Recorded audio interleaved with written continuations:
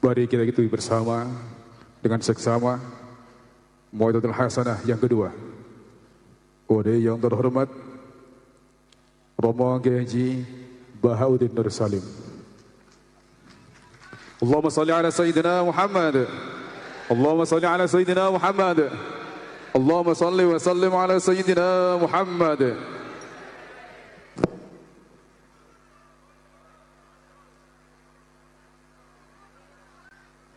Assalamualaikum warahmatullahi wabarakatuh. Bismillahirrahmanirrahim. Tabarakalladzi nazzala al-furqana ala 'abdihi liyakuna lil 'alamin nadhira. Allahumma shalli wa sallim ala sayyidina maulana Muhammadin wa ala alihi wa sahbihi asma'in, amma ba'du. Ingkang sangat kula hormati keluarga besar Kiai Haji Bisri Sansuri sedanten mawon, mulai sing nyai sampai sing jabat nih, wonten Mas Boemin, wonten Mas Halim sedanten. Ingkang kula hormati Kiai Haji Anwar Mansur, Kiai Haji Miftahul Ahyar sedanten, Pak Marzuki. Saya ini senang sekali karena kebagian kedua setelah Lek Koyum. Jadi saya perlu cerita kenapa beliau tadi manggil saya ponaan. Jadi mbah saya kandung itu namanya Fatimah. Fatimah itu punya ibu Sofia. Sofia itu punya adik Badiah yang melahirkan Mbah Sahal. Mbah Sahal punya Mbak Yu namanya Muzayanah, di garwa Kiai Mansur melahirkan Gus Koyum. Jadi saya dengan beliau itu kacek sak topoh, sehingga saya manggil beliau itu Pak Lek. Terus sudah seharusnya beliau dulu, baru saya, karena beliau tadi sudah serius, saya akan yang santai-santai saja.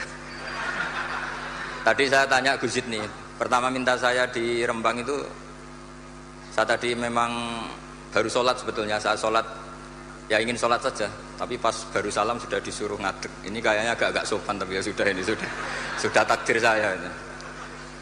Saya itu bikin aturan yang boleh ngundang saya itu pernah sepuh. Ternyata yang pernah sepuh itu banyak. Ini ada Pak Marzuki yang sangat kecewa dengan saya karena ngundang saya tidak mau. Tapi sebetulnya karena saya ini fanatik fikih. Saya ini punya pondok, punya ibu. Jadi yang bisa menggugurkan kewajiban saya itu harus yang lebih sepuh. Jadi orang yang kalah sepuh dengan saya ngundang itu sudah haram. Jadi ini bukan keangkuhan ini, tapi ya memang aturannya seperti itu. Jadi konstitusinya seperti itu.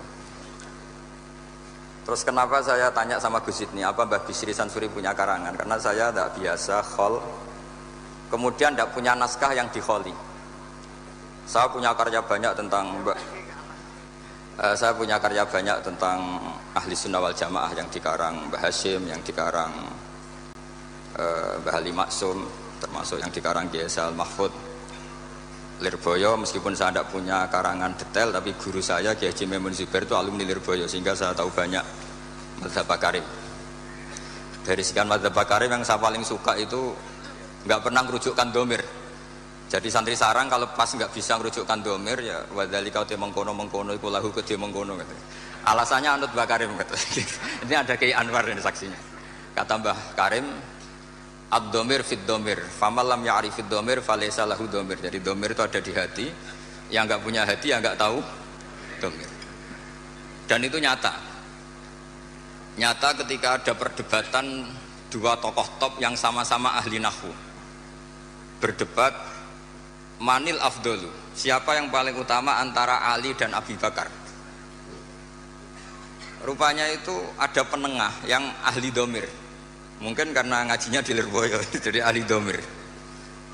Debat, yang satu bilang Abu Bakar karena mertuanya Rasulullah dan sohibu fil ghar.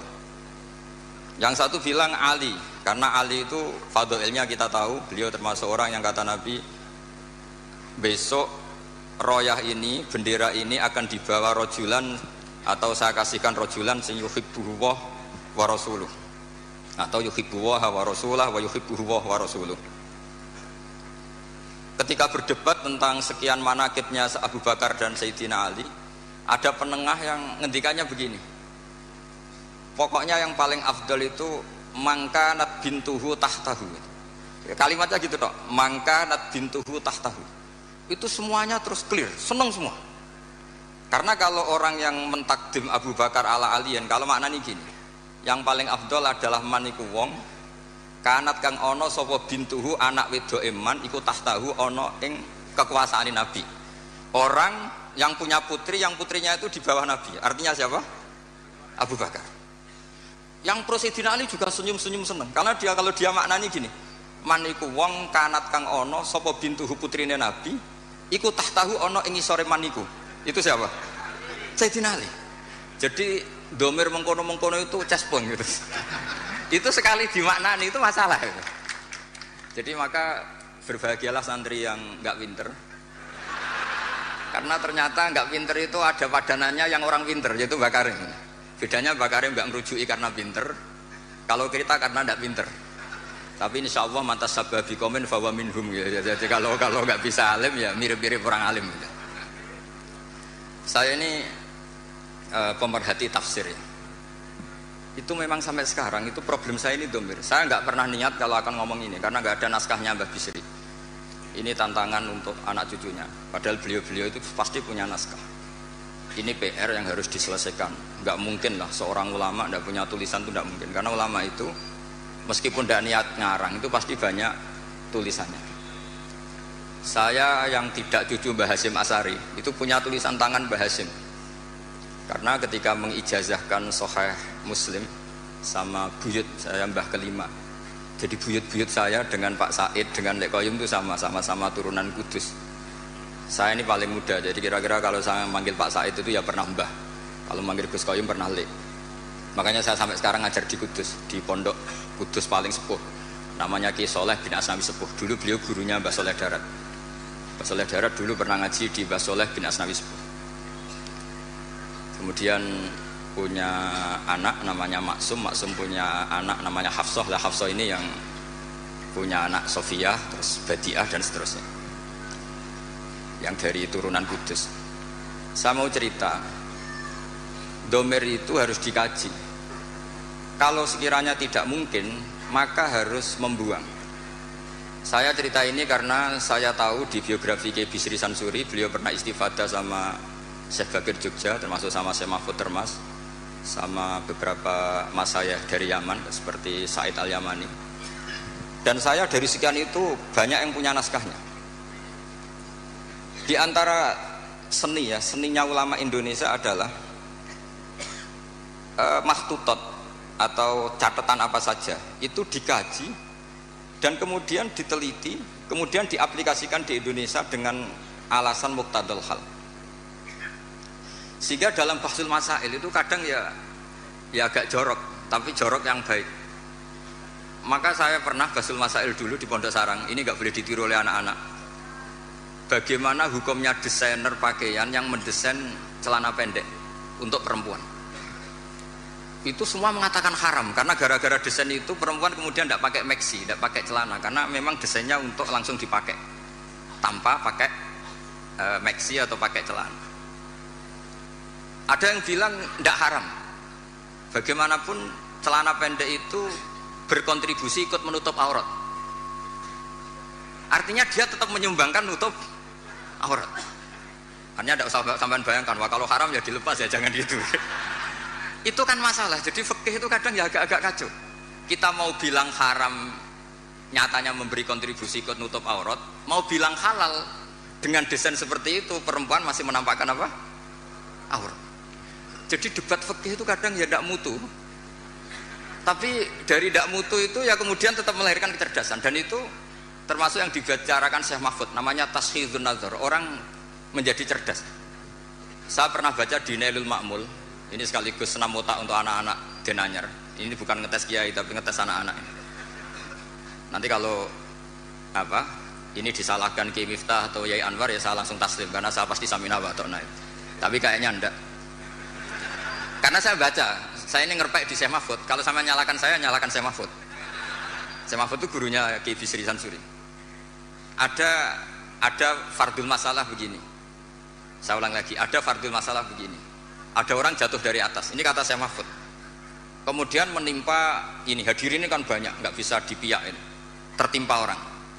Pertanyaannya adalah, orang yang jatuh itu harus pindah apa tetap di situ? Kalau dia pindah menimpa orang lain, kalau tetap di situ membahayakan orang yang ditimpa. Pilihannya pindah apa tetap di situ? Ada yang menjawab harus pindah.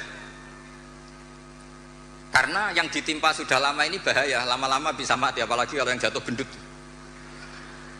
Terus ada yang bilang nggak usah pindah, karena jatuh itu tanpa ikhtiar, sehingga dia jatuh tidak dosa. Kalau dia pindah, artinya ikhtiarnya sendiri, maka harus nggak usah pindah. Tapi terus ada pertanyaan lagi, kecuali yang dijatuhi itu Nabi, sekelilingnya ada Nabi itu harus pindah, karena kalah kelas. Tapi dibantah lagi, nggak mungkin ada Nabi lagi, karena Nabi Muhammad sudah Nabi akhir zaman. Kayaknya kan kalah, ternyata ini nggak mau kalah, nggak, masih ada Nabi Isa. Kata.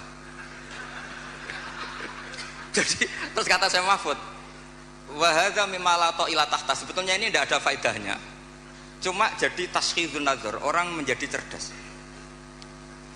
Nah kemudian turunan dari ilmu itu adalah misalnya nyuwun sewu, politik itu kotor misalnya, tapi punya otoritas. Kalau melihat kotor itu kiai atau cucu kiai nggak boleh ikut politik. Tapi kalau melihat punya otoritas, kalau itu kepegang orang fasik atau orang yang sama sekali nggak punya peduli halal haram, itu lebih bahaya. Kamu milih melihat kotornya apa melihat berebut otoritasnya? Itu menjadi, karena kalau misalnya yang punya otoritas itu orang-orang yang suka maksiat, tentu nanti ada perda-perda yang menguntungkan tempat-tempat apa? Maksiat. Nah itu akhirnya turunan dari logika yang terbangun itu banyak. Termasuk misalnya uzlah. Uzlah itu kata Imam Ghazali halal ketika orang sudah banyak sering maksiat. Khina layak manul jali sujali sahu, sehingga orang setiap kemana saja pasti dosa. Kalau nggak ngerasani orang yang gosip dan sebagainya. Lalu pertanyaannya, ketika orang sembunyi sendiri di atas gunung, itu uzlah meninggalkan dosa apa meninggalkan kewajiban? Kalau Anda tidak mau jabat, itu nggak mau dosa apa nggak mau tanggung jawab atas keberlangsungan Indonesia? Sampean milih mana? Kalau Mas Muhammad sudah milih ikut terlibat karena sudah jabat, maka menurut saya ini barokah. Jadi yang jabat ya anggap saja Islami karena ingin pegang otoritas, yang nggak jabat ya Islami anggap saja menghindari syubhat. Akhirnya yang Islami siapa Gus? Ya semuanya, ini barokahnya Islam. Karena menyediakan semua itu yang disebut ilmu usulul fikih.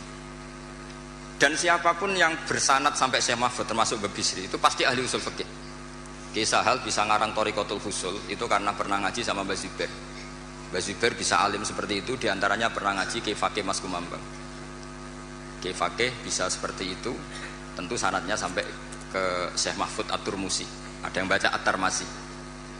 Masalah At-Turmusi At-Tarmasi itu Mbah Zubair, gurunya abahnya Mbah Mun sekaligus gurunya, itu punya guyonan ajamiyun fasna bihi masyita. Jadi kalau nama itu ajam, lakukan apa sekehendak kamu. Makanya kalau orang itu baca ya Turmudi, ada yang baca apa? Tarmidhi, ada yang baca apa? Umumnya apa? Tarmidhi tahir dulu. Tarmidhi, Turmudi,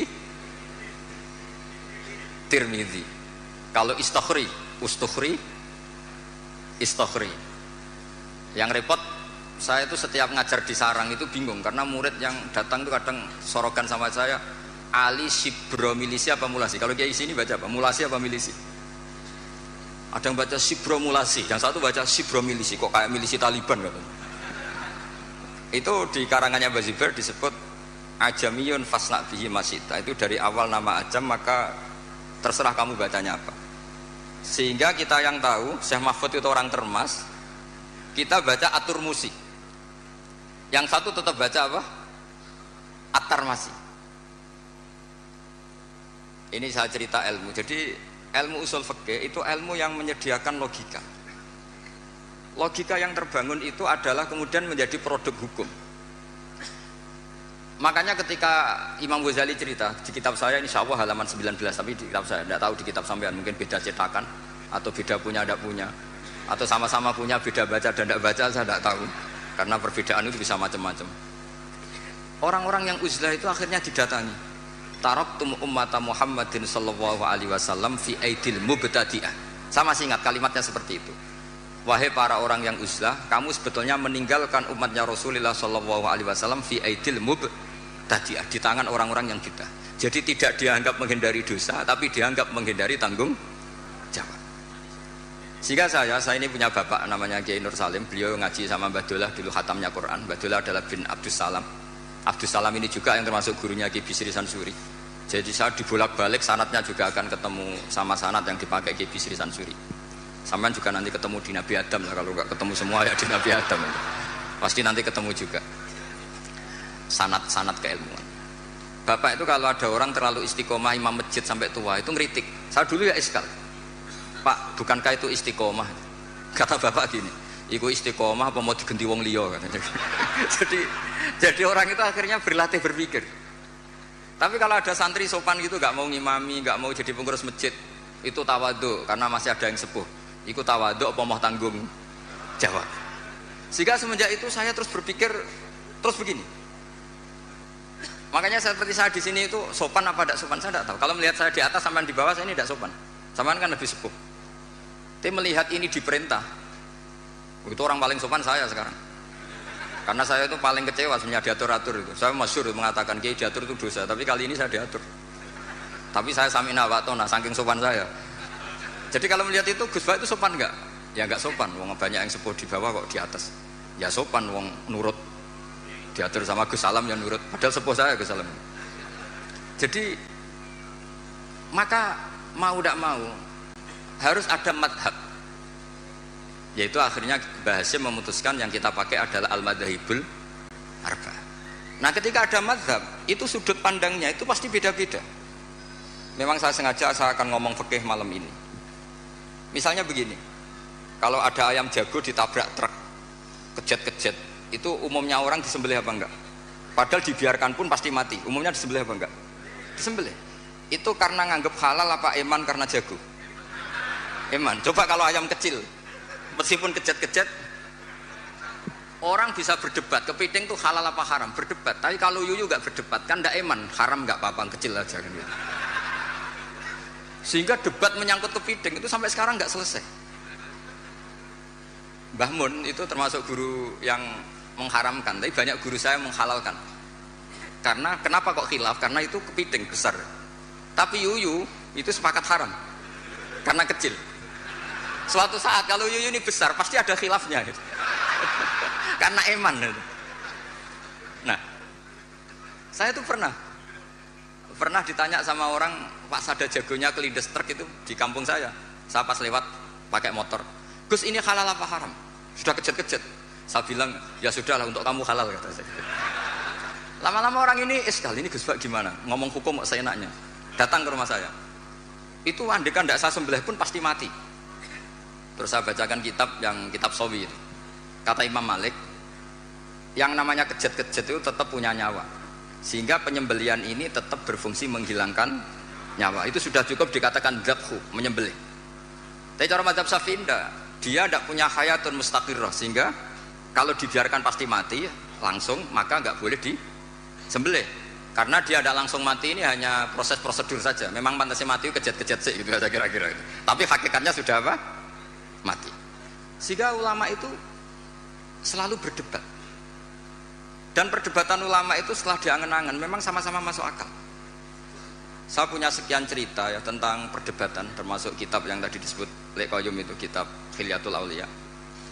Karena kenapa saya sering baca kitab itu? Memang syaratnya jadi wali itu harus pernah baca kitab Khilyatul Auliya.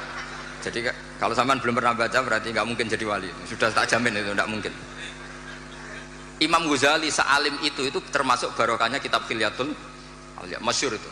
Fit tasawuf beliau ngiduk kitab Kutil Qulub, fil fikhi beliau ngiduk kitab Nihayatul Matlab fi Diryatil Madzhab karangannya Imam Haromen.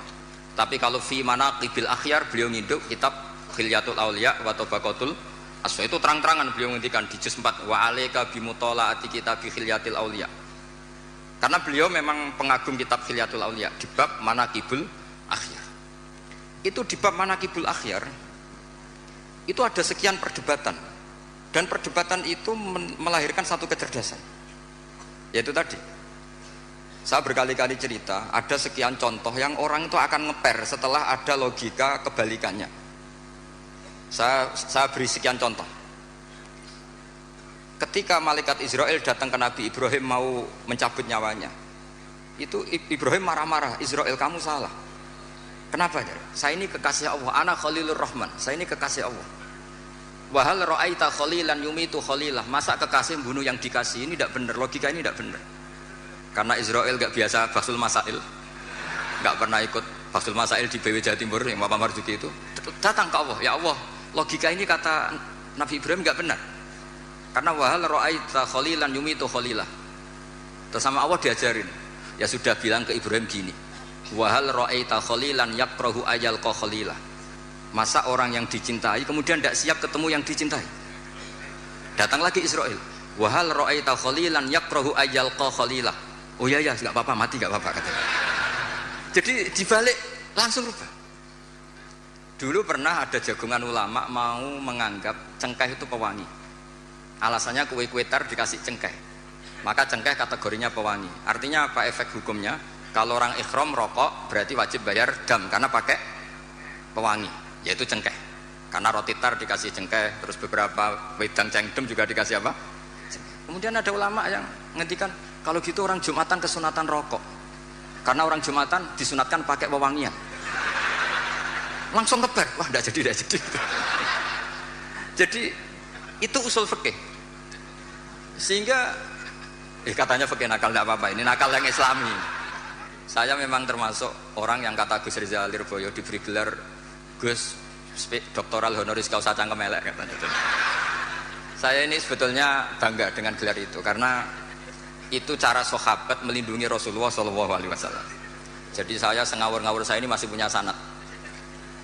Dulu ada orang Bedui datang ke Nabi, ya Muhammad, jika kamu Nabi, fa'akhbirni amma fi batnuni akoti, fa'akhbirni amma fi batni naqati. Jika kamu Rasulullah sing idda'aita, kamu ngeklaim tahu barang gaib, coba yang di kandungan perut unta saya itu lelaki apa perempuan, isinya apa aja. Itu Nabi kan mangkel, masa Nabi kok ditakoi isi kandungan apa? Terus kata sahabat datang, ini sanad, kalau boleh dikatakan sanad yang kemelek, kalau boleh dikatakan sanad. Itu kata sahabat tadi langsung, namanya Salamah bin, ada yang baca Salmah bin Salamah namanya. Nazauta alaiha fakanat laka minha sakhlatun, kamu yang ngangkangi itu ada anak kamu gitu.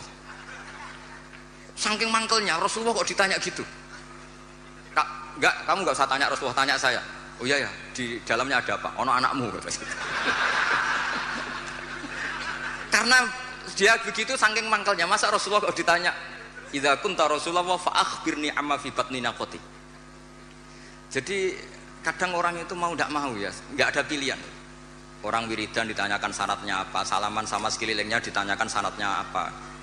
Salaman tuh nggak ada syaratnya, hadisnya nggak sahih. Tapi orang nyalain HP nggak perlu sanad. Habis salam langsung ke toilet nggak perlu. Sebenarnya harus ditanyakan, nyalain HP setelah salam itu ada hadisnya nggak? Ke toilet setelah salam ada hadisnya nggak? Nggak ditanyakan. Tapi kalau salaman ditanyakan. Mau tidak mau kita jawab gimana? Ya jawabnya tadi. Kalau semuanya butuh sanad, berarti kalau HP kamu matikan setelah salam kamu nyalakan harus pakai apa? Sanad. Kira-kira punya apa enggak? Enggak punya kan? Oh itu sanadnya umum bahwa Nabi boleh melakukan sesuatu yang maslahat. Memangnya salaman enggak maslahat? Jadi saya contohkan yang ketiga. Ini sekaligus yang terakhir. Ini masih banyak kiai. Karena saya memang enggak bisa pidato depan umum, enggak bisa. Ya enggak memaksa bisa, memang enggak bisa juga enggak bakat. Dan yang undang saya kalau kalah sepuh itu mengharam karena tadi. Karena saya meninggalkan kewajiban saya sebagai kiai di rumah. Saya ini kiai induk loh di rumah, itu bukan sombong, memang saya kiai induk. Bapak saya sudah meninggal. Jadi bukan karena kualitasnya, memang mau tidak mau.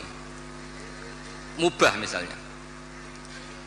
Banyak pakar usuliyin yang mengatakan hukum itu diantaranya ada yang bernama mubah. Mubah itu boleh dilakukan, boleh ditinggalkan. Tapi kemudian itu ada masalah. Yaitu ketika mubah dilakukan, ini monggo marhaban wa sahlan, ini beneran, ini Gus Ali Darawuh, ini beliau teman bapak saya. Jadi monggo saya ulang lagi, mubah itu secara definisi kan boleh dilakukan, boleh ditinggalkan. Tapi ada logika yang mengatakan begini. Misalnya saya jagungan sama Gus Salam, malam ini semalaman sama Gus Salam cangkruk. Itu mubah apa wajib? Kata ulama itu wajib. Itsma min mubahin ila wa yatahaqqaqu bihi tarku haramimma.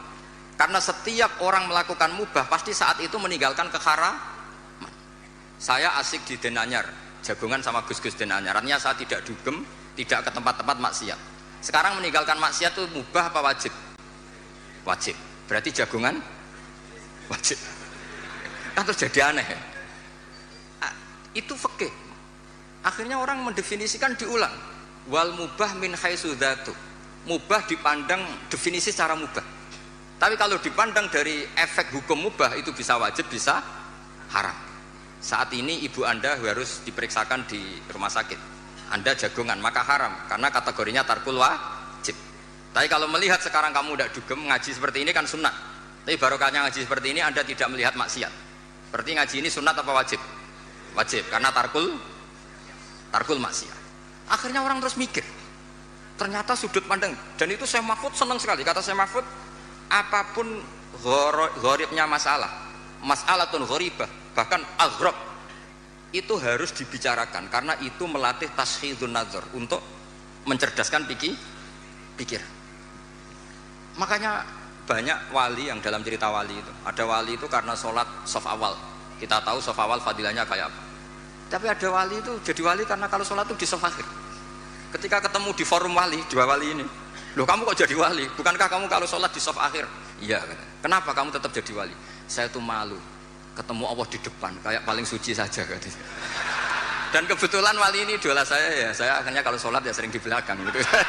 Kira-kira seperti itu. Jadi ya saya kira demikian. Assalamualaikum warahmatullahi wabarakatuh.